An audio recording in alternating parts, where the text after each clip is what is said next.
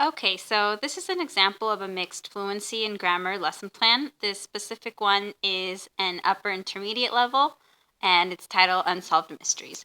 So the first thing that we always do is start with some warm-up questions. These are just some examples. What genre of books and movies do you enjoy? Do you read mystery novels? And do you know any unsolved mysteries from your town, city, or country? First, we would discuss those, and then we would discuss the reading that I would have sent you a couple of days prior to the class, which we'll take a look at in just a second.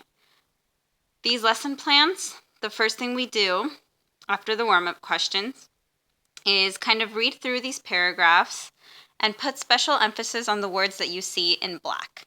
These are the most important vocabulary words, and then we use them later on to form our own sentences. While we're doing this, I also check your pronunciation and check any other words that you are unfamiliar with. So after we go through and discuss these, we go over here to the vocabulary.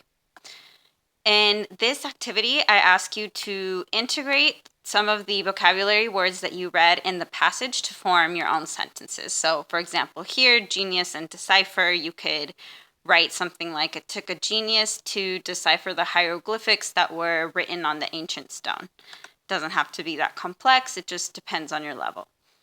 And then the reading that I was talking about earlier, this is something that I always send, like I said, a couple of days prior to the lesson, depending on time. So they're just short readings that always have to do with the lesson plan that we're going to do. And again, I would just ask you to go through it to see what words you need help pronouncing and also identify anything that you don't know. That way we could go through it during class.